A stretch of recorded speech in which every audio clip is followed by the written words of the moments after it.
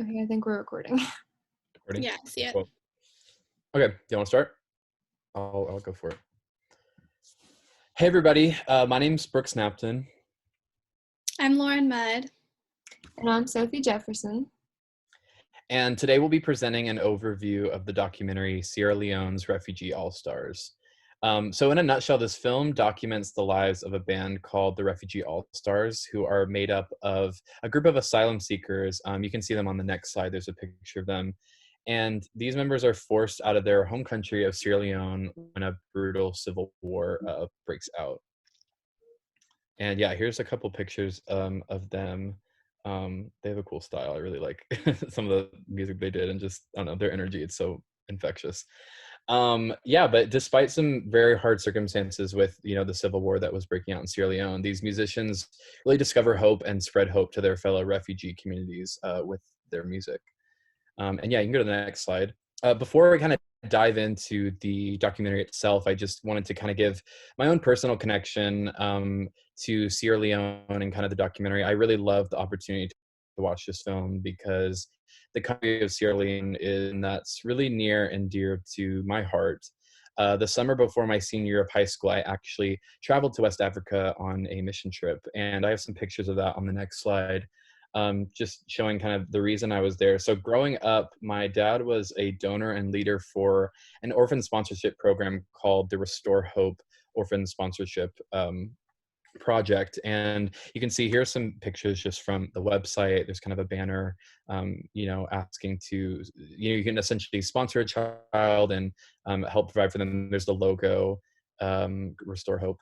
And yeah, this organization's mission is basically to invest in the lives of orphans in Sierra Leone by providing them with food and education, and also helping them develop a relationship with Jesus. And there's some more slides from more pictures on the next slide from my trip there. So these are some pictures of Freetown, which is the capital of Sierra Leone. This is, I think, the first or second day that my family got there, and we were staying with a family friends from our church who were actually stationed there, full time and living there.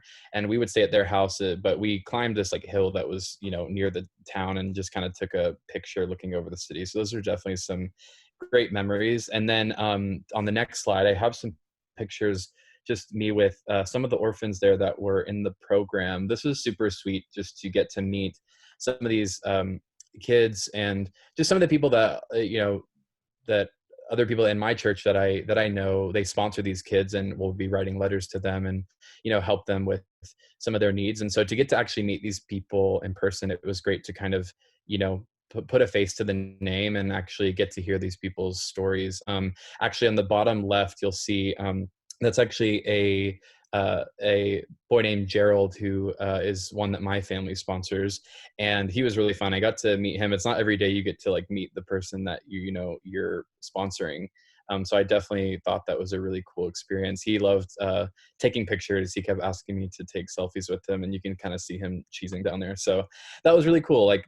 Just some really great memories. I'm really glad that I have these photos just to kind of reminisce on, and it was just a really heartwarming moment. Actually, in the next slide, I actually have a video. I thought it would be appropriate just with our class, and it being, the World Music Experience. This was actually a song that the orphans sang for my family when we arrived at their school. It was called the Agape School. And yeah, that you can see them in their school uniforms, and they're just performing a little welcome song. So I thought it would be appropriate, to kind of share that and kind of get us in the, as we're discussing, music in Sierra Leone. Shoot. Oh yeah, no, you're good. It's kind of tricky to play on here, I think.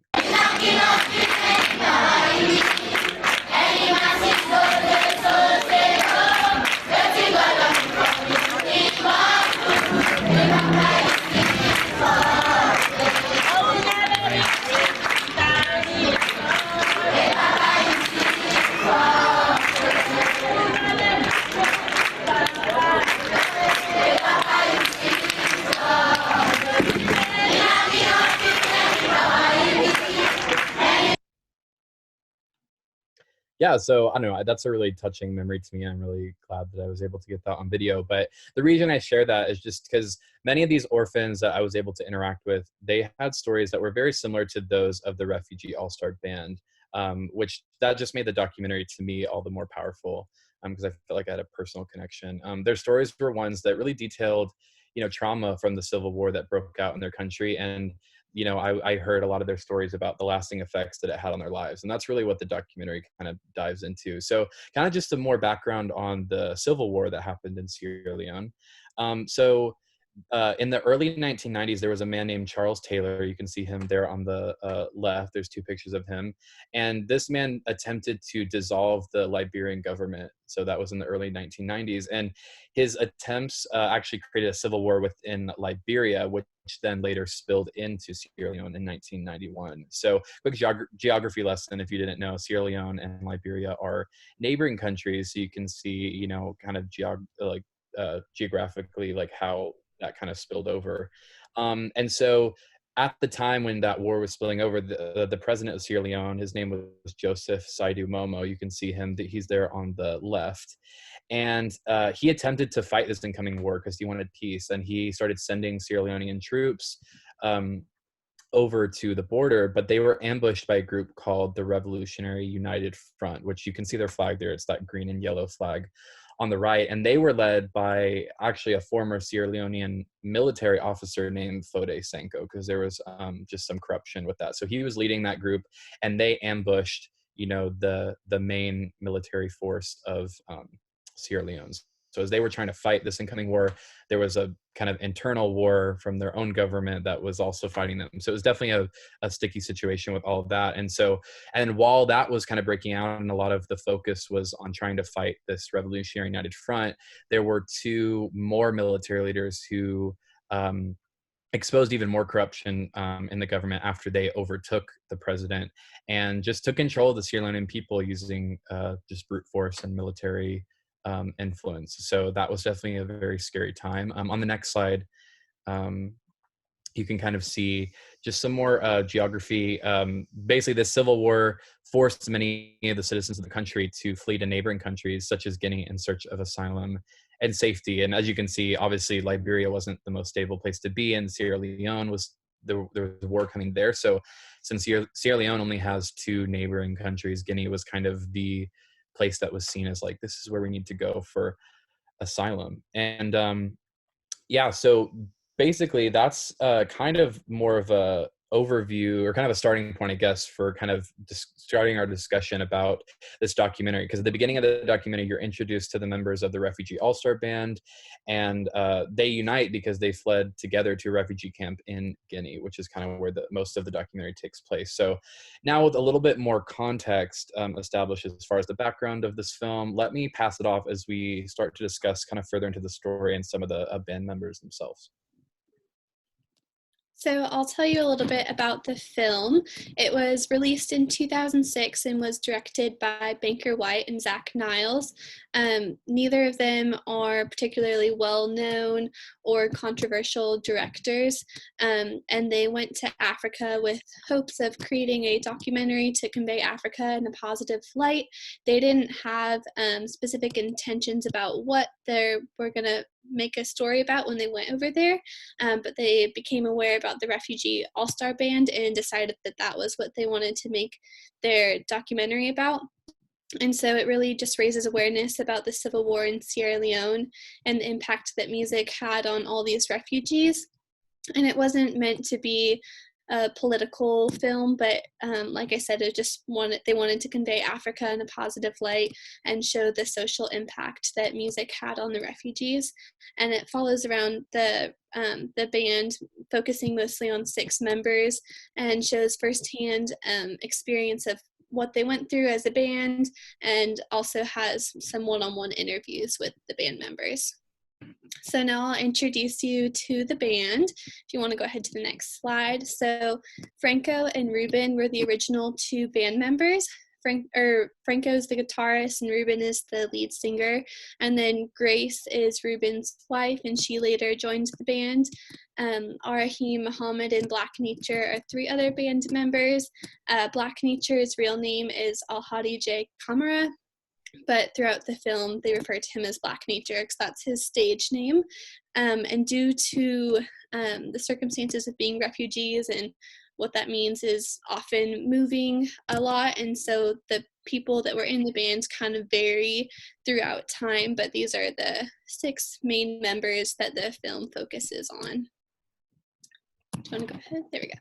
So the Refugee All-Stars, they sing about life as a refugee, and just kind of help to spread knowledge about what that means and create joy through their music for other refugees, having that shared experience. And the UNHCR, which is a UN refugee agency, helped the Refugee All-Stars to tour throughout refugee camps in Guinea, and then later they organized the Go and See visit in Sierra Leone, in which the band recorded their first album.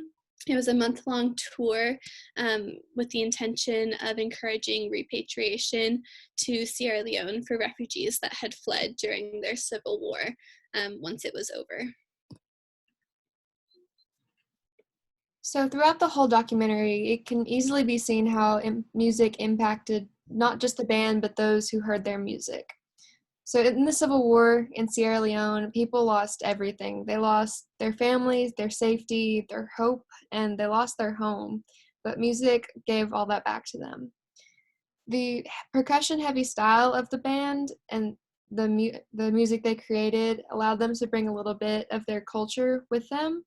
There were many children during this time that were born outside of Sierra Leone, and they really had no idea what their culture was. So the music kind of helped them to discover that. So they began playing music as a form of entertainment for themselves and others in the camp, but the effects of their music became so much more. It allowed them to heal from their trauma and to forget about their troubles, even if just for a brief period of time. So in the end, it was music that brought them back home. Like Lauren was saying, the UNHCR, is that all the letters? The Yeah, there you go. UNHCR sponsored the Go and Visit trip, which the purpose of that trip was to show the refugees of Sierra Leone that it was okay to return back home. So in the end, it was music that brought them back home. So we have a little clip here of just, wait, hold on. Never mind, the clip was on the other one. Okay. Oh yeah, I think we're gonna show that. Yeah, that one. This one, yes. So this video just really shows how music gave life back to the refugees while they were going through this really difficult time. Tonight, our parents will set up a Simba Kuya. So now we'll not sleep. We organize that right in the hall here. And we're there tonight. In that place, we're all refugees. I mean,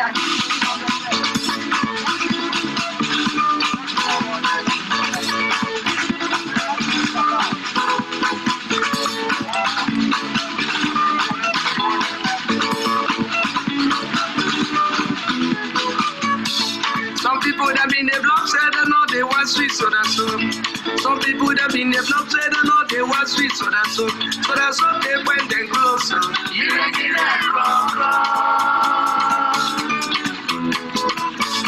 oh, the country don't want no like I did so, mama.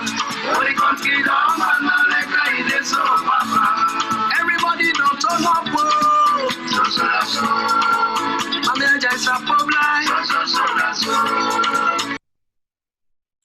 So I think this documentary can be best summed up by one of the band members, Franco, who's the guitarist and Ruben's brother. So I'll just show you this short clip so you can get a just really good overview of what the whole documentary is about. You must make sure that I am around there. We talk every day and night. Sometimes we play, we forget away, and we are traumatized, so we got to reconnect. When we connect together, we should have to forget a bit. So like he was saying, music gave them a reason to connect. It gave them back a family of sorts. The band became sort of a family, and it just allowed them to have hope and to spread hope to others. And it was just a really powerful thing. And the three of us, me, Brooks, and Lauren, we all have different majors. Brooks is a music business major, Lauren's a nursing major, and I'm a publishing major. So even though two of us don't really have any idea about music, we can still see the powerful effect it has on people and on our lives. Yeah, definitely. I feel like it's no matter, you know, what your background is, you can definitely see how music can be a great force of connection and just like healing. So it's super cool to kind of just hear our, when we were interacting with each other, just to hear our own stories and how music has impacted us. So yeah. Well, I think we're done. Thank you, everybody. Yes. Are we gonna show the works cited just right Oh. at the end? Yeah, there's a works cited. Awesome. All right. Ooh. How do you stop this thing? I'm not sure. We can do it. Yeah, Oh, it's ended. recording.